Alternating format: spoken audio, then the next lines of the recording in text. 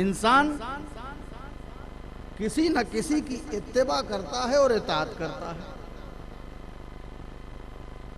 یہ نیچر ہے، یہ فطرت ہے، یہ مزاج ہے کہ انسان کسی نہ کسی کو فالو کرتا ہے، پیچھے چلتا ہے، اتباع کرتا ہے، اس کو اپنا آئیڈیل مانتا ہے، اس کی نقل کرتا ہے، اس کے فیشن کو اپناتا ہے۔ یہ انسان کی طبیعت ہے، یہ انسان کا مزاج ہے۔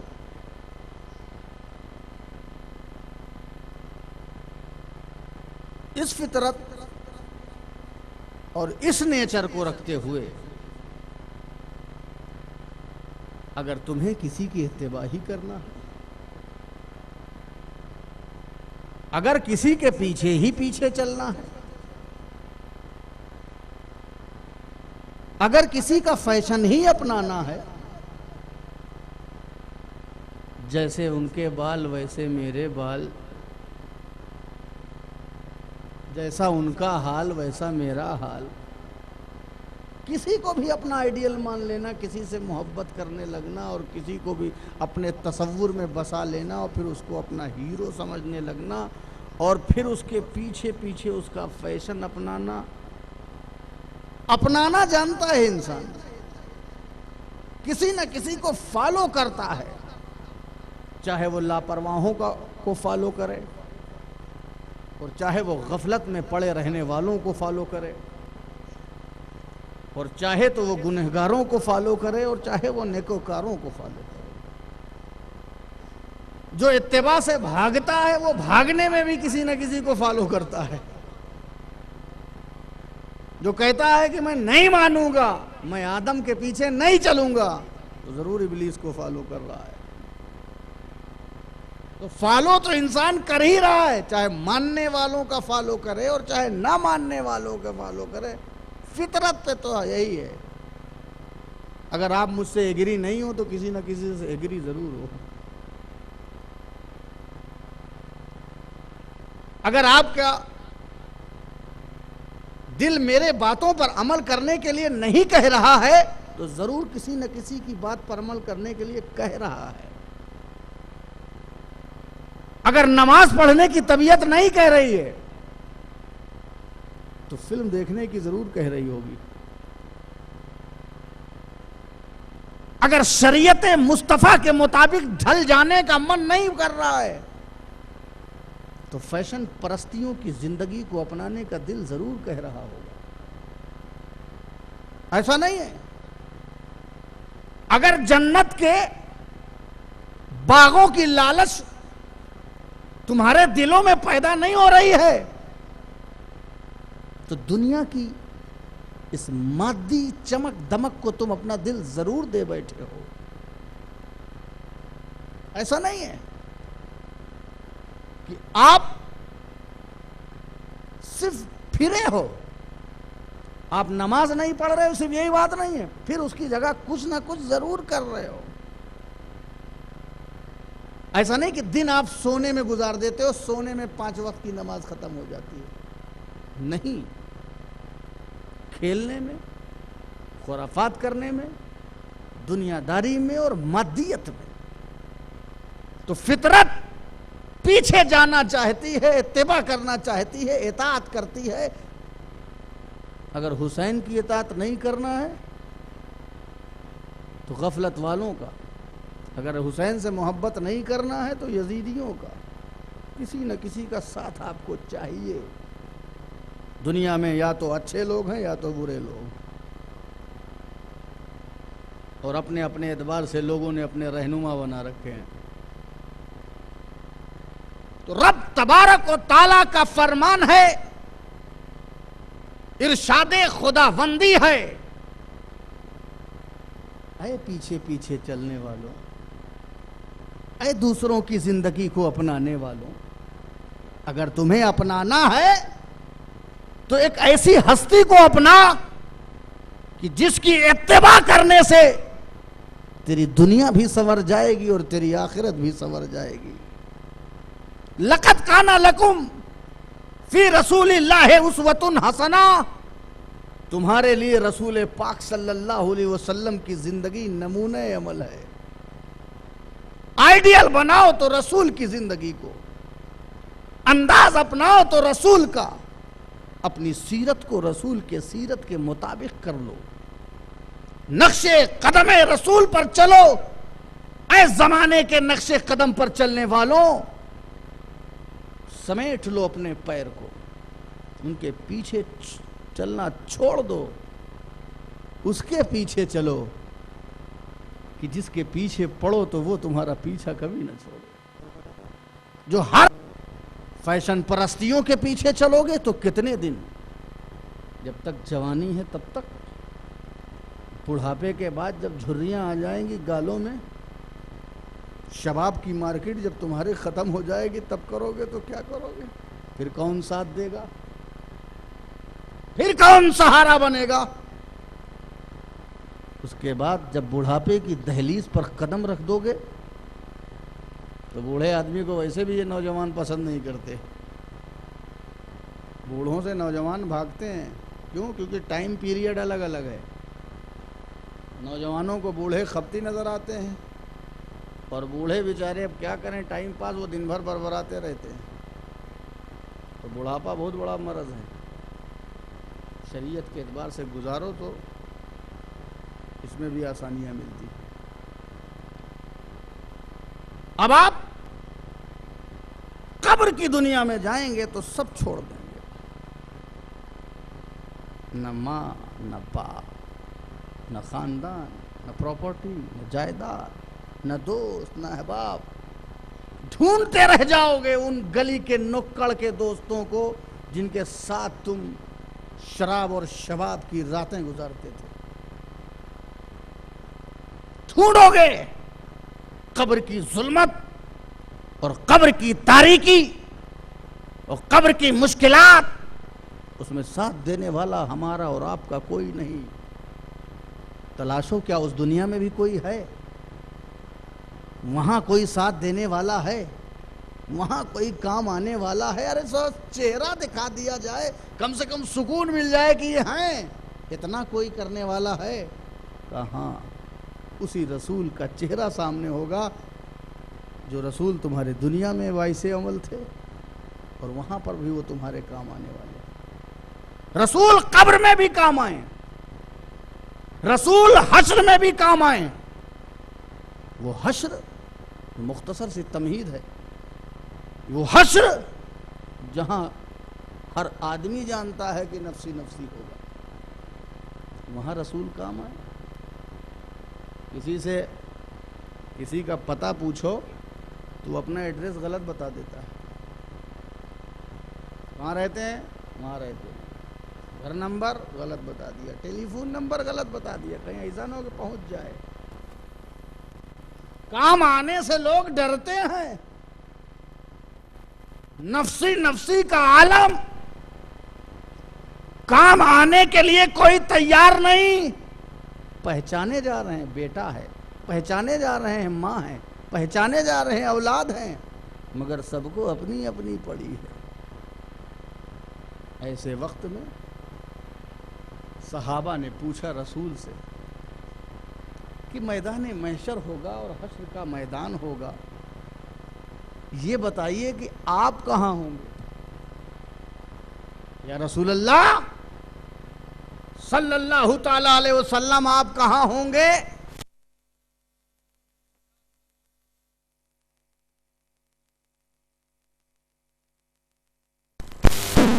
مجھے تلاش کرنا تو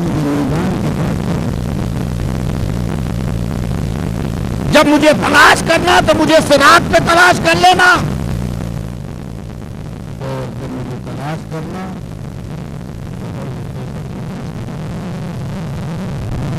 میں یہ 3 جگہ پر رہوں گا. کوئی پیاسا ہوگا تو پانی پلاؤں گا، ڈگمگا رہا ہوگا تو سہارا دے دوں گا. اعمال کے تولنے کے وقت دل دھک دھک کرتا ہوگا، سانسیں تھمی ہوں گی.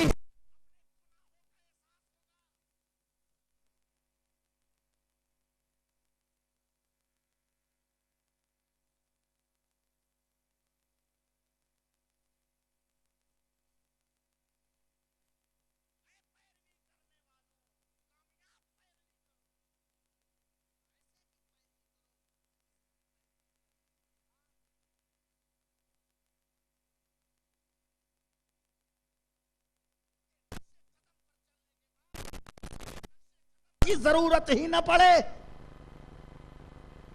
دنیا میں تم جس کی بھی پیروی کرو گے، اگر اچھوں کی بھی پیروی کرو گے تو ان کی پیروی کی زندگی کا ہر پہلو روشن نہیں ہے۔ کسی کی رات اچھی ہے تو دن خراب، کسی کا دن اچھا ہے تو رات خراب، کسی کی جنگ اچھی ہے تو امن اس سے کوسوں دور ہے، کوئی امن کا علم بردار بنتا ہے، بزدلی کی چادر اوڑھے ہوتے ہیں تو جہاد اس سے دور ہے۔ دنیا کے بڑے سے بڑے لیڈر اور بڑے سے بڑے پروفیسر اور بڑے سے بڑے سائنٹسٹ اور ڈاکٹر، پڑھے لکھے فلاسفر، جن کی زندگی کا ہر گوشہ روشن نہیں ہے، اور جس کی زندگی کا ہر گوشہ روشن نہیں ہے، تو پھر اس کی تم پیروی مکمل کیسے کرو گے؟ وہ تمہارے لیے مکمل آئیڈیل کیسے بنے گا؟ ارے یہ تو دنیا داروں کی بات ہو رہی ہے، یہ تو دنیا کے لیڈروں کی بات کی جا رہی ہے، یہ قوم کے رہنماؤں کی بات کی جا رہی ہے، یہ ملت کے ترجمانوں کی میں بات کر رہا ہوں۔ آؤ اس خاکدان گیتی پر سب سے افضل جو جماعت ہے وہ جماعت ہے انبیاء کی، سب سے متبرک گروہ نبیوں کا گروہ ہے، رسولوں کا گروہ ہے۔ نبی ایسا گروہ ہے کہ اللہ تبارک و تعالیٰ نے اس جماعت سے گناہ ممکن ہی نہیں رکھا، کہ گناہ ہو ہی نہیں سکتا، معصوم عن الخطا۔ تو جسے گناہوں سے معصومیت دے دی گئی ہو اور گناہ ان سے دور کر دیا گیا ہو، ان کو نبیوں کا گروہ اور نبیوں کی جماعت کہا جاتا ہے۔ نبیوں کی جماعت سے مقدس کوئی جماعت اس زمین پر ہے؟ نہیں۔ نبی گناہوں سے معصوم ہوتا ہے اور ولی گناہوں سے محفوظ ہوتا ہے۔ نبی میں گناہ کے امکان ہی نہیں ہوتے، ولی میں ہوتے ہیں، مگر اللہ انہیں اپنے فضل و کرم سے محفوظ رکھتا ہے۔ یہ بات یاد رکھیں، نبی معصوم ہوتا ہے اور ولی محفوظ ہوتا ہے۔ تو سب سے مقدس جماعت نبی ہے۔ آؤ ان نبیوں کے گروہوں سے مثال لو، اس گروہ کے افراد، اس جماعت کے افراد کی مثال میں پیش کروں، وہ کتنے کامل نمونہ ہیں۔ ایک نبی دو جہاں، ہر جہاں سرکار دو عالم، ہمارے لیے کامل نمونہ، حتیٰ کہ نبیوں کی جماعت سے بھی اگر آپ چن کر کے منتخب کر کے سوچو، دنیا کے رہنما تو چھوڑو، معصومین کی جماعت سے بھی تم منتخب کر کے سوچو کہ ان کی زندگی پر عمل کرنے کے بعد مجھے کسی کی زندگی پر عمل کرنا نہ پڑے، تب بھی تمہاری یہ حسرت پوری نہیں ہوگی۔ مثال دے دوں، آؤ حضرت آدم علیہ نبینا علیہ الصلاۃ والتسلیم کی زندگی پر عمل کرو۔ آدم کی زندگی پر عمل کرنے والا بھی مکمل نمونہ نہیں پا سکتا جو حضرت آدم کی زندگی کو اپنے لیے مکمل نمونہ عمل بنائے گا۔ بتاؤ وہ ماں باپ کی خدمت کیسے کرے گا؟ اس کو کیسے پتا چلے گا کہ ماں کا کیا مقام ہے اور باپ کا کیا مقام ہے؟ اس لیے کہ آدم علیہ السلام کی نہ کوئی ماں ہے اور نہ کوئی باپ ہے، تو جس کی نہ ماں ہے نہ باپ ہے، اس سے تمہیں پتا کیسے چلے گا کہ ماں باپ کا مقام کیا ہے، ماں باپ کا مرتبہ کیا ہے، ماں باپ کی شان کیا ہے؟ تو اب اگر آدم کی زندگی پر بھی عمل کرو گے تو ان کی زندگی کو تم مکمل نمونے عمل نہ بنا سکو گے۔ آؤ سیدنا عیسیٰ علیہ السلام علیہ التحیۃ والثناء، حضرت عیسیٰ ان کی زندگی کو اپنے لیے نمونے عمل بناؤ تو ان کی زندگی کو بھی تم اپنے لیے مکمل نمونے عمل نہیں بنا سکتے. کیوں؟ کیونکہ تم کو پتہ ہی نہیں چلے گا کہ تم باپ کی خدمت کیسے کرو. اس لیے کہ ان کا تو کوئی باپ ہی نہیں تھا. جس کا کوئی باپ نہ ہو اس سے تم باپ کے درجات کیا حاصل کرو گے؟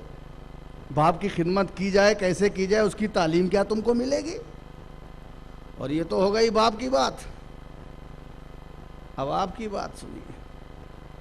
حضرت عیسیٰ کی زندگی پر عمل کر کے تم سوچ ہی نہیں سکتے, سیکھ ہی نہیں سکتے کہ حقوق زوجیت کیا ہے, بیوی کے حقوق کیا ہیں, امور خانہ داری کی ذمہ داریاں کیا ہیں,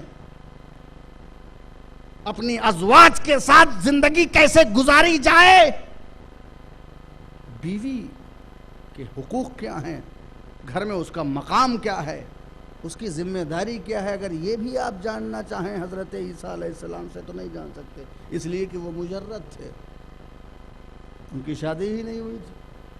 تو جس کی شادی ہی نہ ہوئی ہو اس سے آپ حقوق زوجیت سمجھ پائیں گے؟ آئیے حضرت سلیمان علیہ السلام کی فضاؤں پہ حکومت, دریاؤں پہ حکومت, ہواؤں پہ حکومت, چرند پرند سب پہ حکومت, سب پر سلیمان علیہ السلام کی حکومت. نبی ہیں, حاکم ہیں, نبی ہیں, بادشاہ ہیں, نبی ہیں, سلطان ہیں. تو اگر کوئی سلطان ہو تو وہی عمل کرے. ایک فقیر کیسے عمل کرے گا؟ ایک یتیم کیسے عمل کرے گا؟ ایک غریب کیسے عمل کرے گا؟ 1,24,000 کم و بیش انبیاء کرام کو نمونے عمل بناؤ گے تو ایک کے بعد دوسرے کی ضرورت باقی رہے گی. ایک کے بعد ایک صفت کے بعد دوسرے کی صفت کی ضرورت باقی رہے گی. مگر تم کتنے خوش نصیب ہو کہ تم اس کے امتی ہو کہ جس کی زندگی کو اگر تم اپنے لیے نمونے عمل بنا لو تو اس کی زندگی پر عمل کرنے کے بعد تمہیں کسی کی ضرورت نہیں ہوگی. جو صفتیں, جو خصوصیتیں 1,24,000 نبیوں میں الگ الگ ہیں وہ تنہا تمہارے نبی عراق میں موجود ہیں, وہ تنہا رسول میں موجود ہیں, تنہا نبی پہ. یوں ہی کہا جاتا ہے آنچ خوباں ہماں دارند تو تنہا داری. اب جس نے رسول کی زندگی کو اپنے لیے نبوے عمل بنا لیا اس نے حضرت آدم کا عجز بھی جان لیا, حضرت موسیٰ کا جلال بھی جان لیا, حضرت عیسیٰ کا شفا دینے کی تاثیر بھی پہچان لی. مگر آؤ رسول پاک کی زندگی کو دیکھو, محمد رسول اللہ صلی اللہ تعالی وسلم کی حیات کے گوشوں کو دیکھو, ان کی زندگی کو دیکھو. بیٹے بن کر کے بھی, باپ بن کر کے بھی, شوہر بن کر کے بھی, نانا بن کر کے بھی, ہر طریقے سے رسول پاک نے دنیا کو بتا دیا ہے کہ زندگی کے جس میدان میں تم جانا چاہو اور اس میدان میں میری سیرت سے روشنی حاصل کرنا چاہو تو تمہیں کہیں جانے کی ضرورت نہیں. میں محمد تمہاری ہر چیز میں کام آنے والا ہوں. میں تمہاری صبح کو منور کر دوں گا, میں تمہاری شام کو منور کر دوں گا, میں تمہاری قبر کو بھی منور کر دوں گا, میں تمہارے حشر کو بھی منور کر دوں گا. میں تمہیں تاریکی سے نکال کر کے, ظلمت سے نکال کر کے نور کی وادیوں میں لے جاؤں گا, جنت کا تمہیں مہمان بنا دوں گا. آؤ رسول کی زندگی پر عمل کرو. اب رسول کی زندگی کے وہ چند گوشے